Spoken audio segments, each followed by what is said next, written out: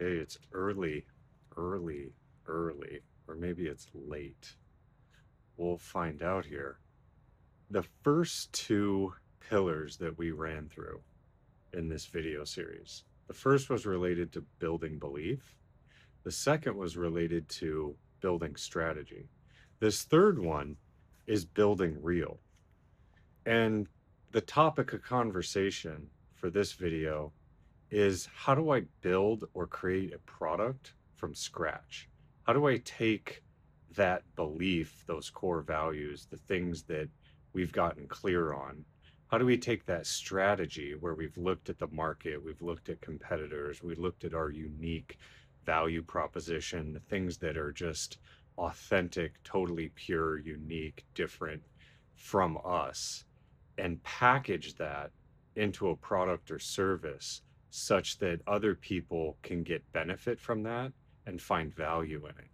And that's what this third pillar is all about, is taking these esoteric concepts, these ideas, these vibrations, these feelings, and embedding it into something real. Now that real can be a physical thing or it can be a digital thing. In the digital world on the internet, we can think about it in terms of different media formats. So that's text. That could be a tweet, it could be a book, it could be a story, it could be an image, photography, things like Instagram creators, can be a video, film, shorts. We see a lot of video products out there. That's marketers, Hollywood grade studios, 2-hour films, 15-minute shorts, walkthrough videos, YouTube, super shorts, couple seconds long, like TikTok. You could have the stories media format, which is a series of photos and sound over the top of them into like mini flipbook stories. So that's the digital world. There can also be applications, which are interactive digital products. So that's things like games and also apps like enterprise SaaS apps or the apps on your iPhone, like Weather is an app, Uber's an app, Instagram's an app, anything you interact with. So all the way back to like Wolfenstein 3D games, if you go way back with me. So that's digital. For the physical world, it can be things that you consume and they go away and you need to buy them and replace them, or they can be things that stick around. Things that stick around are like clothes, devices, furniture, homes, physical objects that are robust in a way. Cars, sure, they degrade over time, but for the most part, you don't consume them and they're gone in a day or a minute. The consumables are more like food, water, oxygen, the things that we really need to survive. Electricity, compute on AWS is another example, although that's not really physical. The chips and the data centers and the computers are physical. The iPhone in your hand, sunglasses, fashion, that sort of thing. Okay, so now that we've covered the definition of these things, how then do we take this vibe, this wave, this swag, and put it into a product? That's what we're going to cover over these next few things, and then these next few videos, and then how we take those things, take them to market, distribute them, grow, brand, things like that. So, really, one of the core ideas is you should look around at the things that you're already interacting with on a day-to-day basis, the things that you already buy. So from the moment you wake up in the morning until you go to bed at night, and even when you go to bed, so for example, the sheets, the pillows, the bed frame, the mattress, the things in the room beside you, the side table, the glass of water, or whatever that's next to your bed, the phone next to you. And if you just run through your day and all the things that you interact with that you have already bought, then you can compare and contrast the reason why you bought that particular thing. And that you can look at through the lens of the buyer and now switch your lens and your perspective into something different, which is the lens of the creator, and say, well, one, can I make something that's better than that and sort of copy the design language, the product language, the service language? And can I do it better, faster, cheaper? Pick one, pick two. Three is hard, almost impossible.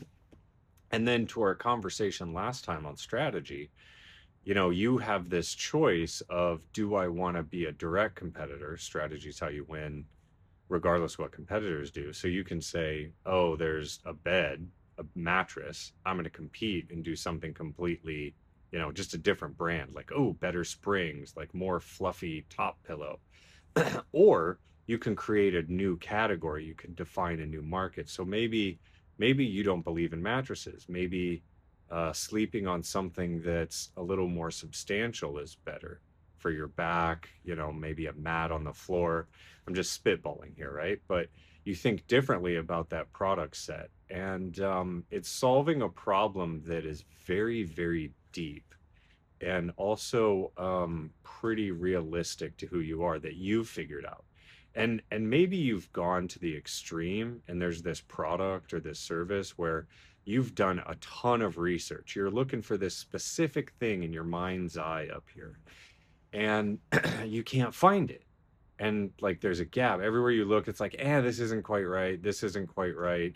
And there could even be 1,000 iterations on a theme, but they're still missing that certain like line, that certain feeling, that certain vibe, the certain aesthetic, the certain brand. It's like, it's just not there. That then is an opportunity, because you have a very clear perspective on exactly what you want. And also, it identifies a large gap in the market. It may be tiny to other people, but it's so gigantic. It's like the Grand Canyon to you. It's like it couldn't be bigger. And so, as you think about what you're going to create, then it's like, actually, I want this thing to exist in the market, and then I'm going to infuse my values, my belief system, my strategy, and I'm going to put that into the market, and it's going to be infused with this richness and this soul that I bring to it. And then when you start moving into distribution after you get the thing made, which we can go into later, so assume you've got it made, right, and you have a number of these things that you can now sell or take to market, then you can talk about it in the way that led you to create this thing in the first place, which is like, hey, have you ever looked for this like thing and that thing? It's like not quite right. It's like too big, too small.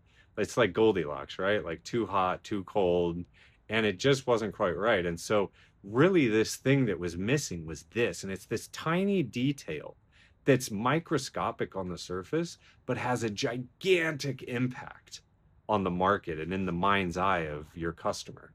And so that's the thing that you then explode, and you spend a ton of time focused on that, a ton of space on the website, on social campaigns, with influencers, with whatever else. And you just expand that to become the size of a universe. And then the rest of the market and other people, maybe they haven't been specifically focused on that thing as deeply as you are, but now they see it through your lens, and they're like, you know what? Like, he or she's right. Like, I actually am upset about that. And like, maybe I can give it a shot.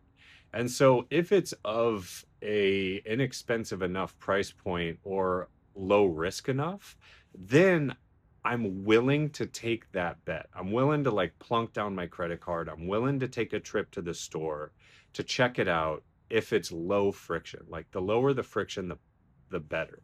Unless you're going for like this ultra luxury, ultra premium sort of thing, in which case the uniqueness and the low inventory, low quantity of that actually is part of the aesthetic.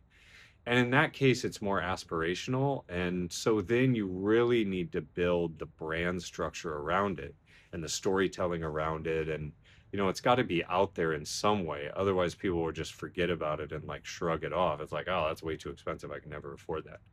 The third method, and we're already jumping ahead here into the growth side, but you give them sort of a, I don't want to say watered down version, but a light version, right? So maybe it's like not as great a material, or it doesn't have quite the full aesthetic of your vision. And it's a gateway in order to get them into this mindset or this product ecosystem, along with like your partners that you've built as well. And so when you do that, good things will happen. So that is a short discussion on how we take something that's simply an idea in your brain and then transition that into something real, into something physical, whether you can physically touch it and hold it in your hand, or it's something that you can interact with in digital space. And even better, something that's both. And it takes you on this continuous journey through the brand, and it's a story. And I'm willing to follow you as a brand because every single like point is there something new unfolding, some new unlock, some new element of a story that I'm interacting with, that I'm experiencing. And then that becomes a reason for me to follow you. It's not just because you drop some new colorway of something.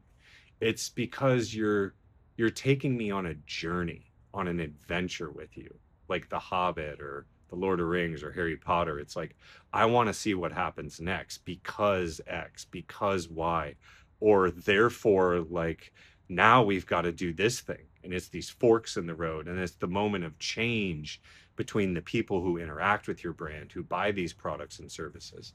And that is really powerful. That is really sticky. That's really hard to create, but also intensely difficult to copy in the same way, which therein creates defensibility and long-term value creation, which is then duration, because duration beats everything. So, go all the way back to the beginning, get clear on who you are with your core values, develop the strategy that you're going to use in the marketplace. Are you going to compete with others head to head and go to war? Are you going to build an ecosystem? If so, like what are the partners? What are the things that only you two, three, four uniquely can do together? And then where is that gap in the market of something that you understand so natively and truly authentically to the first two pillars that it becomes clear and obvious on what you should create.